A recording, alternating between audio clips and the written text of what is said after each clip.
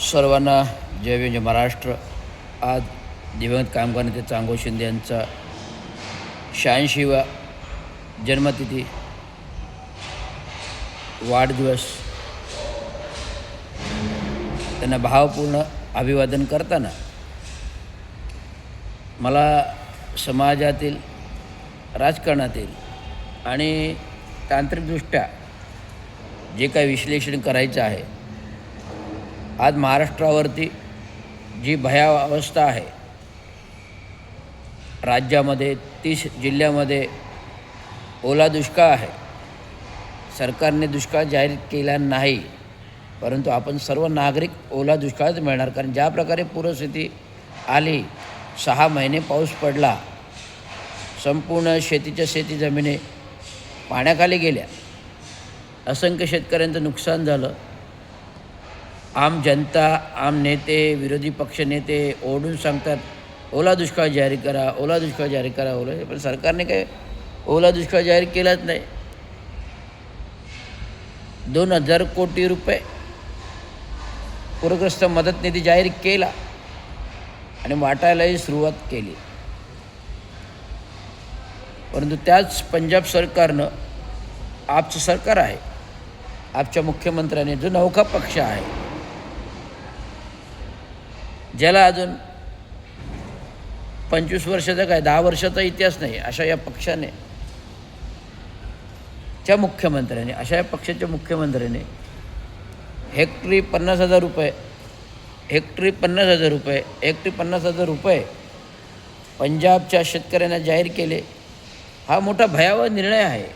जो महाराष्ट्रानंतर 8 नंबरचं राज्य आहे पंजाब, महाराष्ट्रानंतर 8 नंबरचं राज्य आहे पंजाब, आणि 50,000 हेक्टरी देतो म्हणजे ही एक महाराष्ट्राची नामुष्की आहे. भारत देशातील महाराष्ट्राची नामुष्की आहे. 50,000 हेक्टरी देतो आणि आपलं राज्य 5-6 हजार रुपये पण देत नाही. देतो का 5-6 हजार रुपये हेक्टरी? नाही देत आहे. 2,000 हेक्टरी तर 7,000 पण भाव नाही शेतकऱ्याला.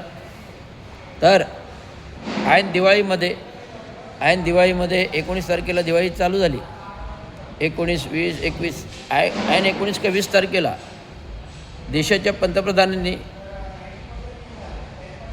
एक निर्णय, म्हणजे महाराष्ट्रातील पूरग्रस्ताला एक दिवाळी भेट दिली. 15,663 कोटी रुपये, 15,663 कोटी रुपये हा पूरग्रस्तांचा पॅकेज देशाचे पंतप्रधान नरेंद्र मोदींनी जाहीर केला. तर जाहीर करण्यामध्ये एक भावना आहे की नरेंद्र मोदी पंतप्रधान यांना इंस्टाग्राममध्ये एकमेव कामगार नेता, ज्यांचा कामगार नेता म्हणून वरद असलेला चांगो शिंदे यांचे चिरंजीव, सेवा कार्यकारी अभियंता, सेवेतून प्रभावीपणे कार्य करतं, महाराष्ट्र म्युनिसिपल कर्मचारी प्रतिष्ठान, महाराष्ट्र ऑल इंडिया कामगार समिती प्रदेशाध्यक्ष, इंजिनियर अभियंता असोसिएशन, स्टेम प्राधिकरण कामगार प्रदेशाध्यक्ष, प्रभावीपणे काम करतो, कामगारांच्या मागण्या देतो, गोरगरिबांच्या मागण्या मिळवून देतो, सरकार दरबारी मागण्या मिळतात. अशा या कामगार नेत्याने देशाच्या पंतप्रधानांशी इंस्टाग्रामवर संविधान म्हणजे वार्तालाप साधून देशाच्या पंतप्रधानांचा जरा डोळे उघडले. ते डोळे अशा अर्थाने उघडले, जर देशामध्ये सरकार, हा देश गोरगरिबांचा आहे, शेतकऱ्यांचा आहे, धनिकांचा आहे. हा देश गोरगरीब शेतकऱ्यांचा आहे, कष्टकरी जनतेचा आहे, मध्यमवर्गीय कामगार वर्गाचा आहे. हा देश शेतकऱ्यांचा आहे, कष्टकऱ्यांचा आहे, मध्यमवर्गीय कामगार वर्गाचा आहे. आणि या कष्टकरी समाजाला, जनतेला पोटाला रोजीरोटी, भाकरी, अन्नधान्य, रोजगार, व्यवसाय मिळावा. परंतु आज एवढी प्रचंड प्रमाणात महागाई बोकाळलेली आहे, की अशी की ते गगनाला भिडले. पेट्रोलचे भाव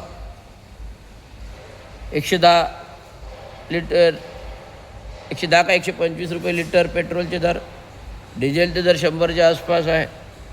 घाऊक बाजारामध्ये महागाई आहे. अशा प्रकारे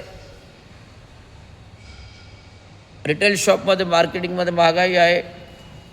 बिल्डरी क्षेत्रामध्ये, विकास क्षेत्रामध्ये विकासकांच्या महागाई आहे. आणि भ्रष्टाचार बोकाळलेला आहे. पण कोणी गोरगरीब जनतेच्या बाजूने सरकारमध्ये प्रश्न मांडत नाही. देशाचे पंतप्रधान नरेंद्र मोदी फक्त मन की बात बोलतात, पण मीडियासमोर येत नाही. मन की बात बोलतात, मीडियासमोर हे प्रश्न जे होते ते मी मोदीजीने इंस्टाग्रामवर पोस्ट केले की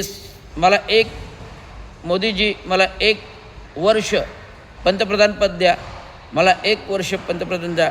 सगळी देशाची महागाई 50% आणतो, सगळी देशाची महागाई 50% आणतो, संपूर्ण देशाची महागाई 50% आणतो. मला 1 वर्षासाठी पंतप्रधानपद द्या, मला 1 वर्षासाठी पंतप्रधानपद द्या, मला 1 वर्षासाठी पंतप्रधानपद द्या. संपूर्ण देशाची महागाई 50% आणतो. आखातामध्ये पेट्रोल डिझेल कच्च्या तेलाचे 35 रुपये लिटर आहेत. जरा 50 रुपये जरी दिलं आपल्या देशामध्ये तर 10 पटीने कमवत आहेत ना. मग दर कमी करायला काय. परंतु आपल्याकडे हे जे भ्रष्टाचारी धनिक आहेत, इंडस्ट्रियलिस्ट आहेत, मग रिलायन्स अंबानी असेल, अदानी अंबानी असेल, टाटा बिर्ला असतील,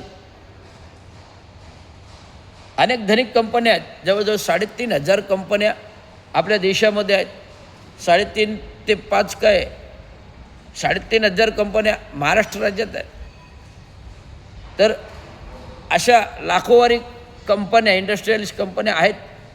या कंपन्या हे मोठमोठे धनिक लोक आहेत. हे गोरगरिबांच्या पोटावर टाच आणून, महागाई वाढून, पेट्रोल दर हे दर पैसे कमवतात. श्रीमंत अनेक कंपन्या होतात. आता बघा, भूखंड घोटाळा, पुण्यातील कोरेगावमधील महारत्नाची जमिनीचा घोटाळा, 12 कंपन्या बोगस, उपमुख्यमंत्री अजित पवारांचा पार्थ पवार मुलगा सर्रास भ्रष्टाचार करतात आणि हे मंत्रीगण यांना सपोर्ट करतात. सांगतो, हा भारत देश आहे. हा भारत देश भारतासारखा राहायला पाहिजे, स्वतंत्र भारतासारखा राहायला पाहिजे. संविधान आहे, घटना आहे. ज्या स्वतंत्र थोर पुरुषांनी भारत दिला त्यांचा इतिहास अबाधित राहिला पाहिजे, बदनामी नाही झाली पाहिजे कोणाची. आणि महाराष्ट्र राज्य हा छत्रपती शिवाजी महाराजांनी घडवलेला 18 पगड जाती धर्माने घेऊन घडवलेलं राज्य आहे. रायगडावर राज्याभिषेक करावेला 18 पताका लावला. आणि जर छत्रपती शिवाजी महाराजांची बदनामी होत असेल, हा भूखंड घोटाळा करून बदनामी होत असेल, तर अशा या भूखंडधारकाला, भूमाफियाला आणि चोरट्याला एस रविराज, संविधान रक्षक, कायद्याचा रक्षक, आरक्षण रक्षक, ब्लू पॅन्थर, महाराष्ट्राचा सिंह, भारताचा रक्षक आणि भारताचं अग्नेअस्त्र म्हणून जेव्हा आत्ता तुमच्याला आगडून पडेल, अजितदादा पवार, पार्थ पवार, असंही अंजली दमनियाने तुमचा भ्रष्टाचार काढलेला आहे. तिला सपोर्ट करणार, एक सामाजिक जीवनामध्ये समाजकार्य करणाऱ्या लोकांना, प्रामाणिकपणे काम करणार, निस्वार्थी काम करणार सामाजिक, आम्ही फक्त कामगार युनियन चालवतो, सामाजिक काम करू, सामाजिक भावना जातो, चोऱ्या माऱ्या कोणाला करू देत नाही, कायद्याचं रक्षण करतो, आरक्षणाचं रक्षण करतो, भ्रष्टाचाराचं रक्षण करतो. तर अंजली दमानियाबरोबर हा एस रविराज, रवींद्र चांगो शिंदे सतर्षर्थ पाठिंबा आहे. कोणी मुतकरी असो तर कोणी मुटकरी असो, कोणी मुतकरी असो, मुटकरी असो, कोणी मिटकरी असो, त्यांना सांगू शकतो, सत्तेच्या बळावर उड्या मारू नका, सत्तेच्या बळावर उड्या मारू नका. आणि अंजली दमानियाच्या समाजसेवेला नाव ठेवायचं नाही. सांगू देतो, मुतकरी आपल्याला बोलता येतं म्हणून काही बोलू नका, आपल्याला बोलता येतं म्हणून काही बोलू नका. आम्हालासुद्धा बोलता येतं, आपल्याला बोलता येतं म्हणून तुम्ही काही बोलू नका, आम्हाला पण बोलता येतं. मुतकरी लक्षात ठेवा, एक पोलीस IPS अधिकाऱ्यावर पत्र देणारे माणसं तुम्ही, भ्रष्टाचाराच्या राजकारणाने बरबडलेली माणसं तुम्ही, एक प्रामाणिक अधिकाऱ्याला त्रास देण्यासाठी बरबडलेली माणसं तुम्ही. आज अख्खं पुणे हे भामटं आहे, अख्खं पुणे हे भामटं आहे, अख्खं पुणे हे भामटं आहे. किती जमिनी लाटाल, किती जमिनी काल. भागवत कराड बीडमधला सरपंचाचा हत्याकांड, सर्वस्व पुण्यामध्ये येऊन पोलिसांकडे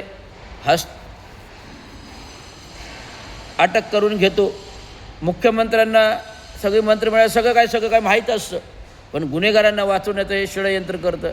त्यामुळे भीमाचं कायदा आहे, संविधान आहे, रक्षक आहे आणि आमच्या बापाचा भीमाचा कायदा आहे आणि भीमाचा कायद्याचा कोणी अपमान करेल तर हा संविधान रक्षक ब्लू पॅन्थर महाराष्ट्राची एस रविराज रवींद्र शिंदे. धन्यवाद. जय हिंद, जय महाराष्ट्र.